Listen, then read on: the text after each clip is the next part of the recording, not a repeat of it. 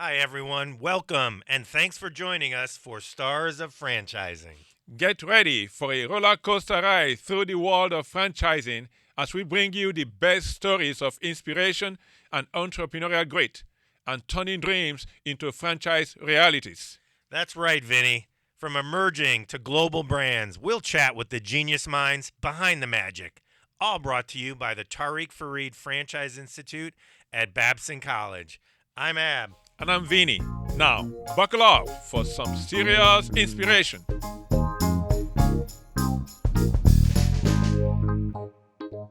We're here with Rob Branca, longtime Dunkin franchisee expert in the world of franchising, leads a group called Branded Management Group. Welcome, Rob. Thank you. Glad to be here. So we go a long way back, and Rob's Decades. one of the decades.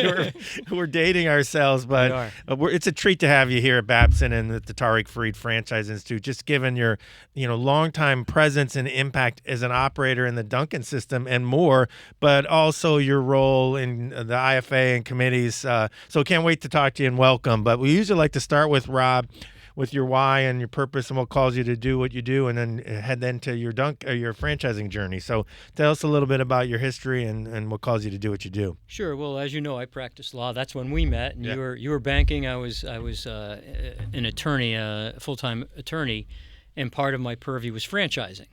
And I got to the point where I represented most of the Dunkin franchisees. And, one of my partners, actually, he just retired, a mutual friend of ours, was the Dunkin banker. Uh-huh. So we did a lot of deals together like that. And, it just became clear. I learned a lot of lessons from my clients, right? What to do, what not to do. So before I got into it, I kind of had my eyes wide open about what to expect and what mistakes not to make, which saved me a lot of money and a lot of grief. And I was fortunate that I married into it. My wife's family, she's got like 47 first cousins. They're all like Dunkin franchisees, right? Wow. And then just I knew everybody that was in it, again, from my clients. So, and knew a lot of people at corporate, from having done many transactions. So you had some paid due diligence as an attorney along Correct. the way to really get a good understanding. I was collecting tuition. Yes, well, let me, before I kick it to Vinny, let me ask you this question. We like to ask our guests is, having been in that seat and then entering it, what are some of the myths about franchising maybe that some people don't, we can help dispel, and what attracted you into the world of franchising? And then Dunkin. Sure. So one of the things that you and I have discussed, and we talk about it at IFA, International Franchise Association. You'll hear a lot of acronyms. Right. And I'll try not to use them. Although if you're listening to this, you probably know what they are. Right. So it's that people mistake franchises as something other than a locally owned business. Mm-hmm. And as we were just talking, the McDonald's I passed on my way here. I know the families that own them. They're not McDonald's Corporation, not headquartered in Chicago. And, people confuse businesses like that or Dunkin's as opposed to being owned by local families with a giant conglomerate. And this includes members of Congress, many of them, most of them. And some that maybe do know the difference ignore it. And here's a good example. Like, I compete directly against Starbucks. Okay. Large publicly traded corporation, largely not franchised, particularly in the United States, many more units than us. Every Starbucks you spend your money at surrounding this campus at Babson goes out of this community into Seattle. Mm-hmm. Every Dunkin you spend your money at surrounding this campus, and the one on campus, which I did the lease for like 15 years ago, 20 years ago, it stays right here. Right. It goes to a local family. They invest it. They spend it. They use it to expand, to hire more people, pay local taxes. That's a big myth that we try to dispel, that franchises are local businesses. Well, Rob, thank you for joining us today again. As you can imagine, the world is going through a lot these days. It is. Social, economic, political. You've been through a lot of cycles. Yes. Okay. Yes. I don't know how to call it. Is that a knock on my age? No. Really, I mean, in terms of actually being in the franchise business, you've seen a lot of ups and downs. Yeah. And I'm sure you've learned a lot being in the trenches. Correct. Yeah. And then Today, given the scenario in the world today, with local and international, what are those things that you learned by going through cycles, different economic cycles in the past, that you think might be able to help you to stay resilient for what is to come? So, again, starting my career, I mean, I've seen recessions and booms. We're currently in, an historic bull market, but I think it depends on what part of the economy you live in. Yeah. Right now, it's a much more bifurcated economy than I think I've seen, anyway. I mean, if you're making more than $75,000 a year, you're living in a different world than someone making less than $60,000, right? And inflation has had a much harder impact on people that say don't have assets or that have alternative sources of passive income, because you can use that to offset your cost increases. And if you don't have that, that's a difficulty. And those are our customers and our employees. So that's very close to my business and my family's business and everybody in franchising, because again, these are the people we rely on. I can't be in more than one unit at a time. Right. I mean, we could run one unit just with us, but we can't grow without getting people and getting good people that will stay with us and incentivizing them to stay with us. And, you have to recognize what the economic impact of the macro factors are on them. I mean, there are things none of us can control. And that has sort of led us to a couple of other things we've done. We learned early on that real estate was critical to our success, controlling your own real estate. And again, this is my personal philosophy, and one I share with many people. But there are other people, including a friend of ours that we just mentioned before, who doesn't want to own any dirt. Right. Tell us about that. Sale, lease back it immediately because they want to grow quickly. They don't want to own the dirt. I could build 40 more units this year if I don't have to tie up 20% of my capital in the real estate. I can use that to go out and build more stores with the goal of exiting at some point. Nothing wrong with that. I mean, it's a business, and that's certainly a valid business philosophy. But we think real estate allows us to control our future, and certainly when the pandemic hit, that was an enormous advantage, not having to pay yourself rent, not having to negotiate with a landlord. I mean, you had peers negotiating with their landlord. Right. I mean, we did have situations like that. And then we have tenants because we have non-Dunkin real estate, a lot of it. And, recognizing that we are tenants in other places, that gave us a unique perspective on how to speak to people. And it just is, like, that's one thing. Doing your own construction is another one, because in franchising, if you have a brick and mortar franchise, you're going to have to remodel. Yes, you are. And typically those are expensive, particularly if you're in the restaurant business, hundreds of thousands of dollars.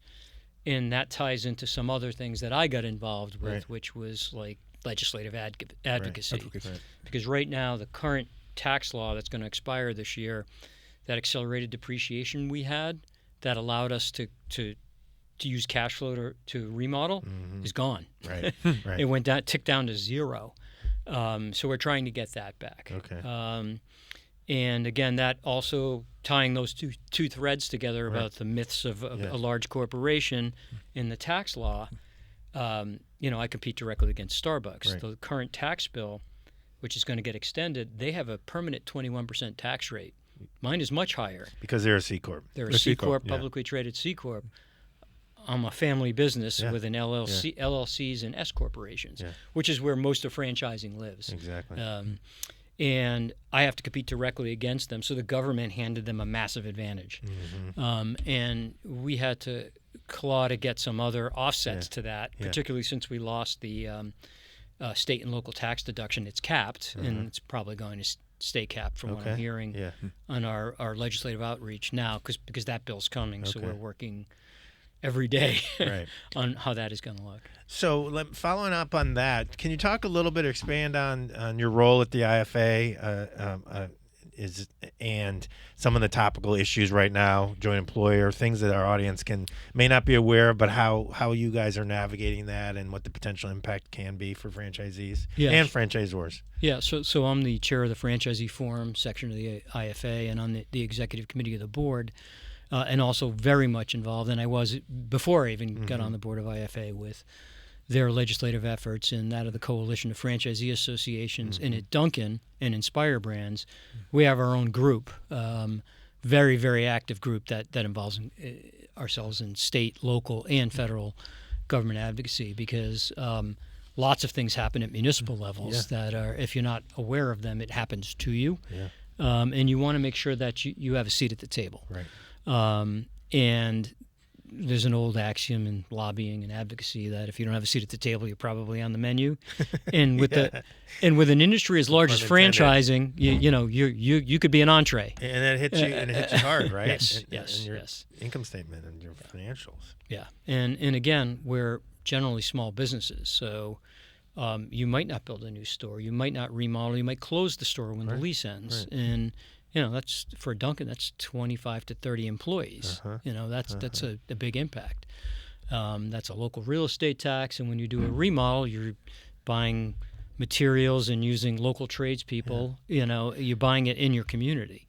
So, and I remember during the Great Recession, going back before the pandemic, when we were doing remodels, a lot of the local contractors and tradespeople were telling us that's the only work we had.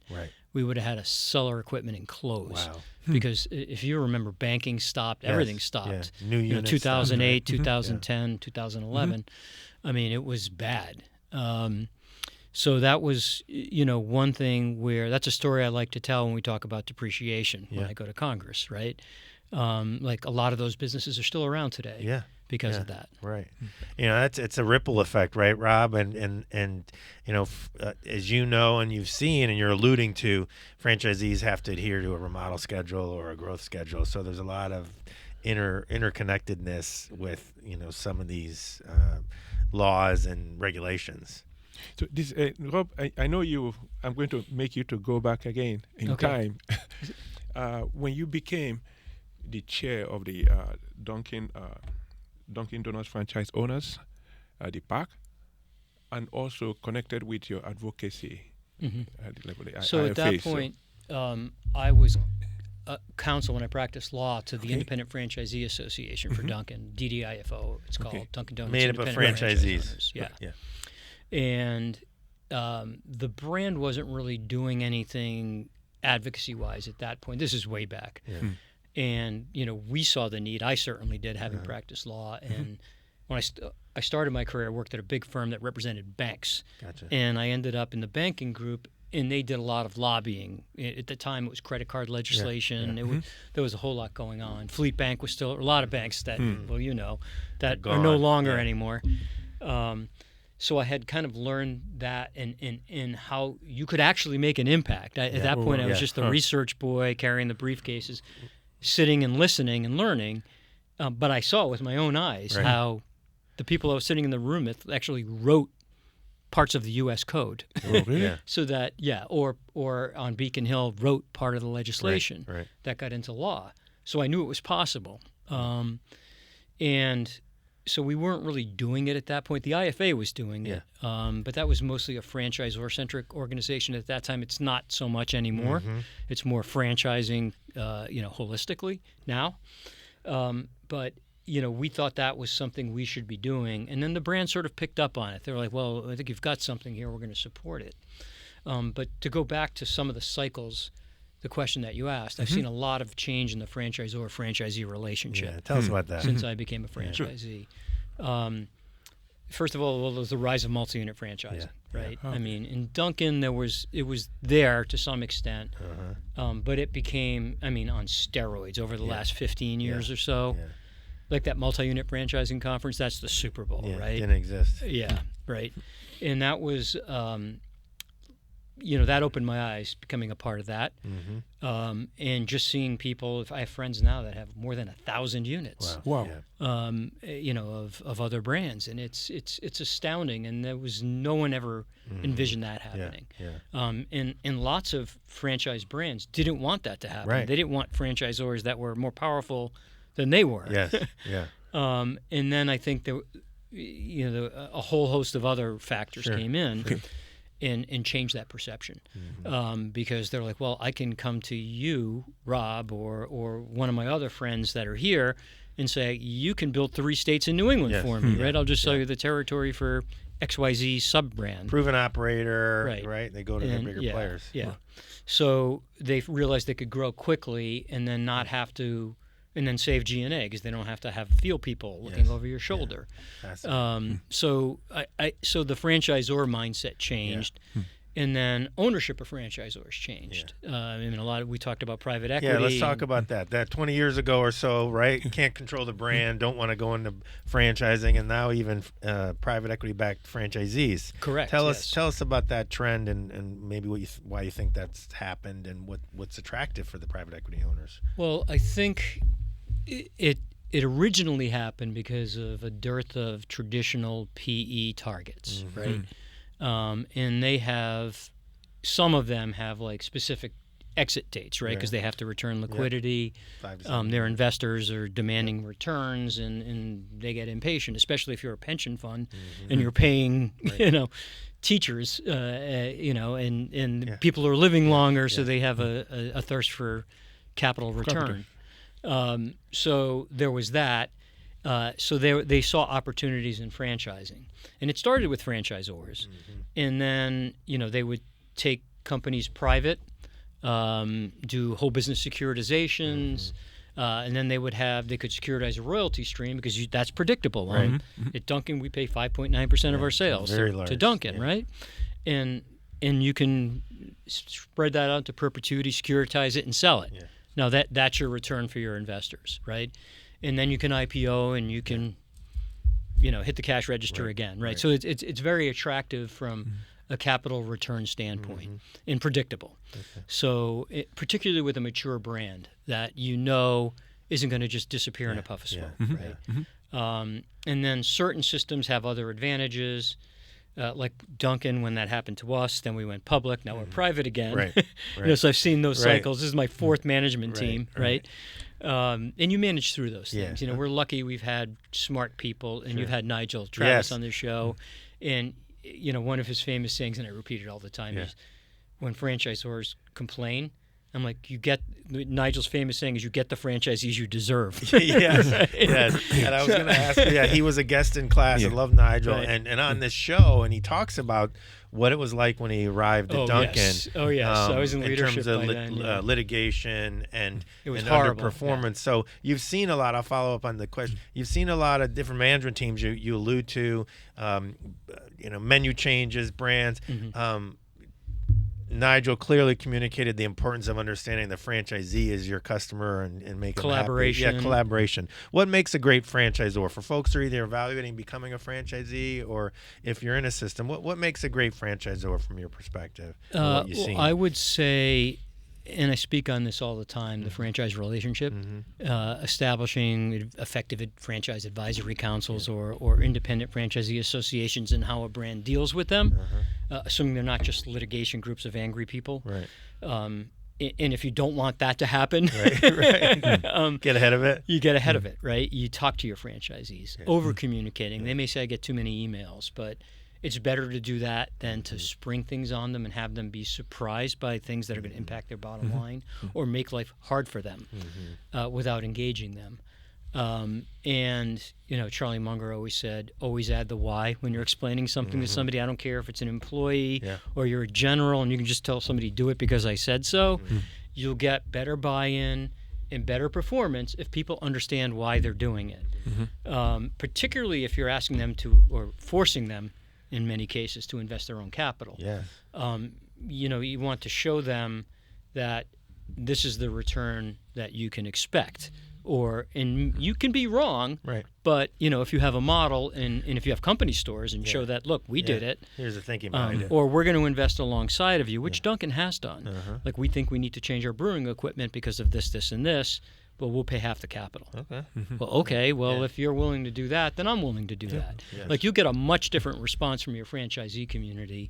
And then we're a mature brand. We're very structured with our relationship. We have elected representatives, and we have a process. Like, you want to introduce a new product or test a new image to remodel to. we have committees that look at the stuff and like, okay, we'll test it. You know, let's everybody go into this. We'll call it a lab. Well, Dunkin has their own stores, which they bought from us in Ohio. Yeah, that's right. Right. So that test things too. so that they can do so people can go sit there, touch it, feel it, look at the performance. Did this have an ROA? What was the cost? Can I finance it? If I can't finance it, how do I pay for it? What does that do? Again, depreciation works into that. Right. This stuff all works together. Yeah. So I think there's, and again, having an awareness of all of that, and being able to explain that to your franchisees if they don't already know it, is, I think, hugely beneficial. Yeah. And then you get ahead of those problems. Right. You get ahead of the litigation group forming, and now, you know, before there was no internet when I started, right, or very rudimentary, and you wouldn't have a private Facebook group of disgruntled franchisees with franchisee attorneys, litigators, you know, advising them. I mean, that's there now, and you don't want to find out about it when you get served, right? Good point. You'd rather address those problems in-house because, again, you don't want to hurt your brand because you don't want consumers to say, oh, I'm going to boycott because of this sub shop, right? Yes. And well, that only hurts the people that are already upset. More, right? So, I mean, you have to be very cognizant of protecting the brand value, and so open communication, collaboration, transparency. Right. And one thing Nigel did is he had to sign NDAs, which we do routinely now, so that he could share board level information with us, because he felt that if he really brought us in the room, and again, I think he understood. Like in our group, we have second, third generation franchisees, people who've worked on Wall Street, people that worked at big CPA firms, lawyers, people that were financial analysts. Like he gets us for free, right? He doesn't have to listen to us, but he does, or he did. And, you know, so being part of that process made us invest in what the brand's decision was. And then you have everybody rowing in the same direction. And I think a good example of that is our CPG business, consumer packaged goods. So I remember when that launched. And we're the only brand in the history of franchising that's ever done it, to my knowledge. And we knew that we had to. That's like Dunkin' Donuts branded products. Now just Dunkin', but in every place else other than your store, like whether it's at Costco. So the K-Cup originally was that at the start? It started with the K-Cup. It started with the K-Cup. That was a little contentious at the start, right? It was because they wanted to do K-Cups. We're like, well, single cup brewing, it's going to be a future. You know, like 22, whatever. We like had forecasts and all that. And okay, well, let us just sell it in our stores because we're upset from a prior management team taking pounds of coffee to supermarkets and took a big chunk of our business away. So Nigel knew all that history because he listened to us complain about it, and he said, well, we'll start that way. So we did, and then that business changed. Like there was a very tiny section of the grocery store where you would see them, and then it became the whole aisle, and we weren't there. So we got to the process collectively saying, okay, we have to be there. We have to be in the consumer's taste profile. We have to be where they're looking for us, right? And we each got consultants, and we figured out, okay, this is what the impact to the store is going to be, and there's probably going to be other products, right, that we're going to see the same thing happen, right? It happened with, you know, RTD, ready-to-drink beverages, bottled iced coffee, you know, lattes, things like that. That was still far in the future at the time, but we were like, okay, we need to set ourselves up for things like that. And if our competitors are doing it, we need to be doing it. We need to be doing it at a high level because we're a big brand. We have, even places where we never had stores, there was still 100% brand recognition. And we noticed that where we didn't have stores, that's where the CPG business was biggest, right? Because people were looking for our products. And that was a signal like we should build stores there, right? So we're like, we saw a lot of value in that business. So we ended up with a deal. It took us 17 months, if I remember correctly, to negotiate with Nigel's team to get to that thing where we share that revenue 50-50. Okay. And the franchise agreement says no. We own, at that point, the only thing the brand owned was the intellectual property, the logo, because we own the supply chain, procurement, distribution. And around the same time, a little after that, before they went public, again, in 2011, we negotiated a deal with our supply chain because they were having a problem expanding to the West because again, we own the supply chain, and a box of coffee cups in Boston cost X. Right. If you were going to Los Angeles, it would be X plus 30%, right? Because of the shipping costs, because you had to buy from our supply chain. So we made a deal where we gave them flat pricing to California if we got sourcing. So we were able to save hundreds of millions of dollars by getting the sourcing. Not that the brand was screwing us over or anything, but it's just different when you're spending your own money than spending somebody else's money. Because if I'm a brand employee, okay, I'm going to buy this new bagel that we're going to launch from this supplier because we already used that supplier, check it off, it's the same price. Done. We're going to pit 4 suppliers against each other that are qualified. The brand will set the spec. It has to be this kind of quality. We'll go out and get it and then and work on it, and we won't do the deal until it's the right deal. Right. So that saved us a lot. Like, and again, it wasn't like they were getting vendor income and pocketing secret money or anything like that. Incentives. Right. And that worked for everybody. And then they were able to expand west, so everybody won. And again, that was the collaborative mode. So if you're searching for a franchise system, look for that if you're a franchisee. Great advice. And if you're a franchisor, and I spoke at a couple of emerging franchisor events, saying start that way. Start that way. Right. And it's going to take you longer. But in the long run, it'll pay off, right? And now these people, when bad things happen, they're going to happen to your system, to the economy, or just to you. Right. You're going to have allies, not people who are going to blame you for it. And relationships, right? And they're not going to blame you for it and say, this is all your fault. You should have seen this coming. No, because you were inside the room. Right. And okay, we all missed it. Right. Or we saw it coming and we tried something and it didn't work, as opposed to you did this to screw us. Where's the secret money that you made? Like two different views from your franchise Great community. Stuff. Well, let me take you back. You keep going back, Vinny. Yeah, because I love because I'm old. He's seen a lot. He's seen a lot. He has. He's seen a lot. And when you talked about maybe the arrival of PE firms into the franchise world, and the impact of that, was it all great, or were there some dark sides? Or well, there were dark sides in good. Yeah.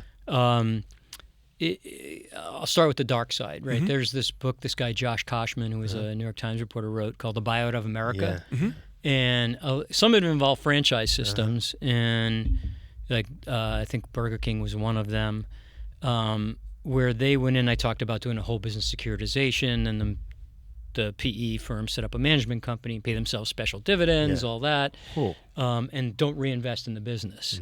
That's maybe the bad way to do it. Others don't do that. They don't have a short time frame. They're looking for a long-term, bigger payoff by building the health of the system, expanding the system, giving them maybe more sophisticated management than they had with the company they bought. Right. So that's the good side. Like, they'll task people that have experience. They'll hire people that were inside franchising. Okay, can you come and be on our management team? Yeah, be our eyes and ears. Right. Talk to the franchisees. Can you look at this, give us advice, or just consult with us? That happens all the time. And so they're looking to turn a system around, improve franchise relationships, expand unit counts, figure out how to improve their franchise development process. Are we selling franchises the right way? Right.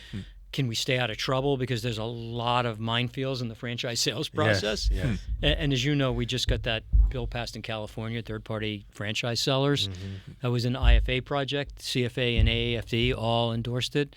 But it started at a small group in the IFA where we saw it and we wanted to get ahead of it. Because, again, holistically franchising, you don't want a prospective franchisee to start off in a pit. Yeah. So what? Just real quick for the audience, what was the issue there? There were their franchise sales until California are somewhat unregulated. So I'm looking to buy a franchisee and a broker or a sales professional. I can be a franchise broker just by saying I am one. Okay, gotcha. In the general, I happen to be an expert in franchising, but if I wasn't, if I was a bookkeeper, and all of a sudden I decided I want to sell franchises, I could do that. And you don't know if you're an average person. You're looking to get into franchising. And right, I'm a corporate refugee. I got laid off during the pandemic. I've got my 401k. I don't want that to ever happen to me again. I want to control my own destiny. Right. And unless you know a franchise attorney, a franchise accountant, a big franchise, a sophisticated franchisee, you're going to listen to somebody who says they're an expert in franchising. And they're going to sell you, and they're going to make you feel like you're their client. Yeah. But the client is what they're selling, because that's where it pays them. Yeah, they're getting paid if they close a deal with and Brand X. Prospects don't know that. Yeah. Not all franchise brokers are like that. There are plenty, and many of them are my friends, that are extremely ethical, and they really do care about getting this person into the right situation and follow up with them. How's it going? Years later, they're still friends. They go to their kids' baptisms. There's great stories in franchise sales. Yes, there are. But there were plenty of enough horror stories, and then those kinds of franchise brokers were like all behind this. They're like, that sets us apart, and it should. They should be set apart. So this is regulation too. Right, and this is it's regulation. It's in California right now, but the NASA, it's a National Association of State Securities Administrators, they adopted model legislation. They're trying to take it national. Like I said, there are parts of the franchise broker world that don't like it. Nobody wants more regulation. Oh, they don't think they need it because they're ethical. Right. And then there are other parts that are like, no, that sets us apart. It gets rid of these people, and it shows prospects they should be talking to us. Yeah. Okay. So the IFA is behind it, or was working on that path. Okay. So if you don't mind, I'm going to piggyback on your response by asking, because one more thing too. Another project we're working on is modernizing the FDD. Oh yes. The franchise disclosure document. Yeah. Yeah, and that to the audience, although you probably already know, is the document you get if you're asking about a franchise. Right. I want to get into Dunkin. Here's the 600-page thing that tells you everything about the system. It's somewhat impenetrable unless you know what you're looking for. Yeah. And I'm an attorney, and there's some of those things like item 20. Some of the tables are really hard to decipher. We want to do it in a conversational question-answer type thing with links, like searchable documents, so that I want to know how many stores close. Where do I go? Instead of having to look like things that people should know, and we're trying to modernize that. Right now. And we're working on a franchise bot, generative AI based here at our Tarek franchises. We should talk about it when we've talked to IFA. That does that, right? Because that's a very valuable document, as Rob's alluding to, lists all the franchisees in the system, how many units have been closed, and so on. So in addition to Rob's point about counsel and getting advice and talking to experts, that's a great wealth of information. Right. Great. Yeah, and then so because I'm sorry, Vinny, go ahead. No, that's I keep interrupting. No, it's okay. So you have done a lot, for your own units, the 80 units or more. But at the same time, you've been spending a lot of time advocating for the group. For the Well, see, I'm very fortunate because I have partners that do the operations now. Okay. My two younger partners, brothers-in-law, that are knee-deep in it, which I was when I was younger, but and they're better at it than I ever was or ever would be. It's a team. It just comes naturally to them. Yeah. They're like, I think, the best operators in the system. Wow. And my partners, our mutual friend Ken, his wife was one of the best operators in the system, like widely recognized. Yeah. So I'm very, very, very fortunate that I can maintain just a high level knowledge of that. Not that I'm not involved in it. Like right now, we're working on a specific thing where I had to speak to them to get down into it for an initiative the brand wants to do. And I'm like, well, I know what the stores are like. Is this going to work? Right. Let's do a deep dive on it. But like I said, I'm very fortunate that they allow me the freedom to do that. Because with the time you are spending on this advocacy, and then so when you became the chair of the Dunkin' Donuts, so your top priorities going in, has that changed, or are you still now looking forward now? What do you think? Well, that's like I said, everything's sort of tied together. So that's clearly an important part of it, and it's my responsibility to my fellow franchisees. I was elected to do that. So in the Dunkin' advisory councils, and it's advisory in name only, really, because we're real partners, and our fellow franchisees send us there. There's 25 of us nationally, and then the subcommittee chairs, there's 7 of us. So they depend on us to do this, right? To represent their interests, and to report back to them, and to take their concerns. And being one of them, I know what their concerns are because I have the same ones. My partners have the same ones, and and franchisees and other systems, it's remarkably similar because we all signed the same franchise agreement. Not how that happens. Right. From the ABA form on franchising, that's where all those clauses come from. Having practiced that law, I know it. But again, like we take those responsibilities seriously, but that doesn't mean you don't own a business and you don't have to like protect your business. Right. And that was particularly true during the pandemic. Of course. And here's a good example how it tied together. Is we would have some communities like in Worcester where most of our stores are. We have them around other places.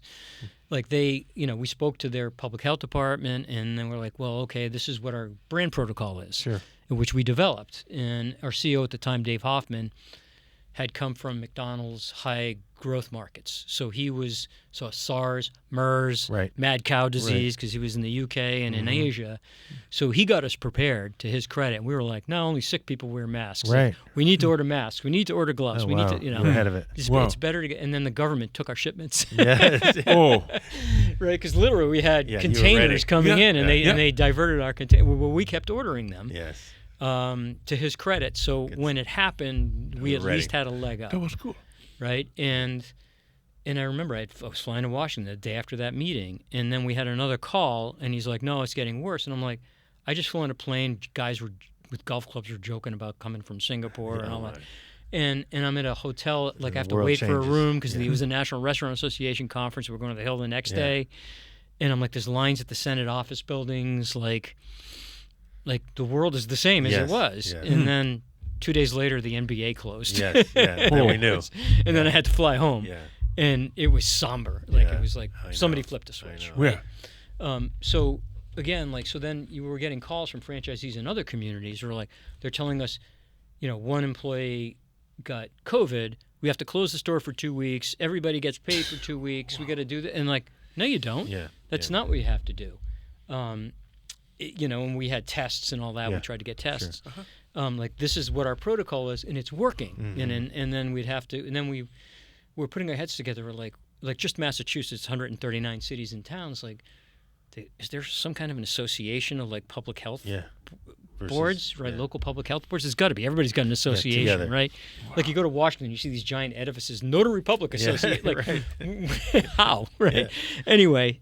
There was, and they had an executive director who we found. We found her, and we had a Zoom with her, and just explained like this is working. These are our results, and then we got them all on board. Yeah. So we were able. Good. So like we would have been closed for I don't know how long, because obviously if you're a public health professional, you immediately go to the safest possible thing you can think of, if that's all you can think of. Well, and what you're and I can't blame them, but they needed to be educated. Right. And like I said, this collective group in our government advocacy group, we were able to figure out how to address that problem and keep the business open. Sure. And I saw it, and you're alluding to it, right? The power of that franchise network and system and structure to deal with those issues and pass along not only innovation too, right? You saw that, right? Certain franchisees and markets were doing certain things, and it shared it with the network, right? Yeah. That's and then the PPP program. Yes, we were left out of it. Yeah, and that was an IFA thing. I remember I spent more time, I think, with it was Robert Crisanti then and Matt Haller, who's the president now, on the phone than ever, like multiple times a day with a group of us. Like, why aren't we included? Like, we're never gonna get these employees back because they're gonna have to move. Right? These people need income. And then we got, if you were registered with the SBA franchise program, we got involved in it. And then I saw the applications. We got to see them ahead of time. And I was like, I'm a lawyer and I can't figure this out. I'm never going to be able to qualify. Or the average franchisee is never going to be able to qualify. It's taken me 3 hours to figure out what it means. Yeah. So we're able to get it simplified. And then the same thing happened with the forgiveness program. Yes, and they got it. Yeah, and I remember calling my bank.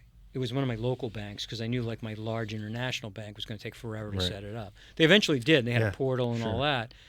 But I called my local bank and they were like, well, we called SB. And the next day they called me back. And I'm like, we're going to need this. This program's coming. Get prepared. Get everybody, get your tellers and to do paperwork because all your borrowers are going to want it. And all small businesses. It's a local bank. And they said, we called the SBA. And they're like, we're not doing that. I'm like, yes, they are. It's coming. And they said, who told you that? I said, Steve Mnuchin, because we were on a call, like the IFA, the U.S. Chamber, the NFIB, we all had a call, and he's like, this is what's going to happen. Here's how it's going to happen. So, like, again, the franchise network, I never would have had that knowledge. That would have just happened to us if we weren't. And so there's a value to being involved. Yes, being part of a network. Well, let me shift to something that I'd love you to share with our audience, the power of franchising. You alluded to it as owning stores and being in the community. Here at Babson, we talk a lot about pathways to wealth creation and entrepreneurship. Can you talk about, for our audience, this concept and idea? I'm sure you've had it where someone can move from a store manager to regional, the opportunities within a business, a family business like yours that has scale, and even pathway to ownership. Have you seen that happen? Absolutely. I've seen that happen. Multiple times. When I practiced franchise law, I saw it happen many times, because that's the way we've grown, and that's the way other franchise networks have grown, is, hey, well, you moved to back then when I was practicing law, New Hampshire was the wilds. Then now it's basically greater Boston. But, I'll send my brother there, or I'll send my general manager there and invest in them, and they'll do the operations, and we'll help them. And that's the way we started. We went to other networks, and our Ohio story, my Ohio partner. Spent a lot of time going back and forth there. And you give them enough skin in the game that it materially changes their lives, because now they're a business owner. And they're invested in the success, right? Failure is not an option, right? At that point. And if you're with a strong brand, and you follow the playbook with the local variations, you should be able to succeed.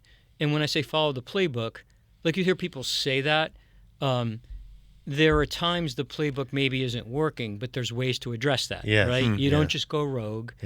Well, in a system like Dunkin, like sometimes people that did do it and it worked, like we'll call it a test, right? But typically if you call like somebody you trust at the brand and say, look, I need to make this change. I want to make it. I'm going to tell you what I'm going to do. Do you have any feedback? Oh, don't do it that way. Change this. Oh, good idea. Right. So a good brand will allow you to do that. Or they'll say, no, somebody tried that. It didn't work. Two towns over before you got there, and this is what happened. So, like I said, there's following the playbook, and there's good ways to depart from the playbook when you need to. And when I say depart from the playbook, I don't mean the core of the brand. I'm talking about a particular product or an access to local marketing because it may be consumed differently in that market. Interesting. Or you're sponsoring this, and my core customer, they don't care about that. They care about this team or this charity. Local market. That entrepreneurial intensity in the market, Vinny. Yes, Rob, again, this might be probably my last question for you. I don't believe that. We're going to look back again. Yes, sir. So when you look back, is that something you will not do again? I probably would stop practicing law sooner. Earlier. Not that there's anything wrong with being a lawyer. I liked it. It just is in part of the aspect I liked about it is Dunkin was a much smaller brand. It was still an established brand, but it was much smaller. Okay. And in the satisfaction I got from seeing my clients succeed and grow, because they're good people, worked hard, right, and did things the right way. Like, and I knew other lawyers. I had left a big firm, went to a smaller firm to focus on this, and I still had friends at big firms and small firms that just couldn't get paid. And they're like, "Do you have that problem?" I'm like, no, these people, like they call like, I didn't get a bill this month. Like, what's the matter? I'm like, I was waiting for the transaction to close. I figured I'd just do it at the closing when the cash was on the table. And they're like, no, I want to stay current, right? Like, those are the kinds of people I dealt with. So like, and I found that in franchising, by and large, those are the kinds of people that are in it. Great insight. So like, I found my people, right? On the franchisor and franchisee side, in the community. As you guys know, we call it the franchise family. Whether you're a broker, a franchisor, a franchisee, a supplier, you tend to want to deal with people that think the way you do. I don't want to say people that are like you, because franchising is an extremely diverse. It is diverse area, and it's one of the pathways for wealth. And some of the people we're talking about, new Americans, right? They came here, didn't know how to speak English. Some of my employees that own businesses now, like, we'll teach you everything. It's a franchise. Like everything from how to operate, stand behind the counter, to ring the register, to manage a shift, to manage a store, to manage 10 stores, to owning 10 stores, right? That's the beauty of franchising. Yeah. Wow. You don't have to have a degree from Babson, right? Yeah. We can teach you everything you need to know to operate in this brand and succeed in this brand. And typically other people that believe in the brand, that want to invest further in the brand, will invest in you. Yeah. Okay. And I get questions from people like, well, I want to get into it. What should I do? I'm like, well, what brand do you like? Well, go to the franchise owner and say, hey, I'm interested in this brand. Can I work for you? Yeah. Yeah. Right. Start behind the counter at a minimum wage, whatever it is, work for free. Yeah. Right. You know, see if it's really for you, because and educate yourself in the process. Right. And because if you hit a bad patch, Yeah. that's where you're going to be. Yeah, that's right. You'll be cleaning the grease trap. You'll be mopping the floor, right? Mm-hmm. I mean, if you got one unit, that's what you're going to. That's what you're going to do when you have one unit. Yeah. And then the other thing I tell people is, and again, I learned this for free. Well, got paid to learn it. Is you get the death zone. You hit the third unit. It's like between 3 and 8, 3 and 10, where, and this was in one of your materials. Yeah. Like the hardest part about expanding is the death zone. Yes. Right. Wow. And people say it's easier to own 30 than it is to own 3, Yeah. right? Because you get to the point where you're stretched. You can be can't be in 2. 3 places. Yeah, you can you can manage 2 if they're not too far away, but the third one, you can't give any one unit enough time if you're going to be the micromanager. Yeah. So you have to build a team, and you don't have the capital. Right. And that becomes a real challenge for people. Yeah. Particularly because life is continuing to happen to you, right? Yeah. God forbid you don't get sick, Yeah. or somebody in your family doesn't get sick. Then your kids are growing. Then they have needs that finances can solve, like tuition and things like that.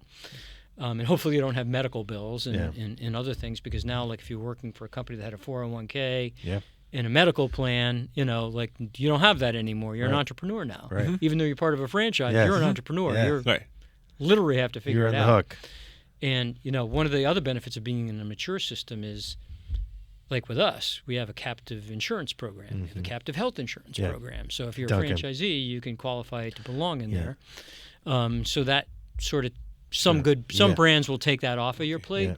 But again, like that death zone area, I don't want to underemphasize Yes. that, because you don't have enough capital, but you want to grow, and you can see, like, I get to that 11th unit or that 9th unit, it's all going to change, and it does. Yes. Often, not all the time. Right. So you're building a team. Now, you're not making any money, but you have to pay good people to keep them. Yeah, you're investing ahead to scale. Yes. Such a great point. And for our audience, this concept of know your brand, and what your franchise offers you, right?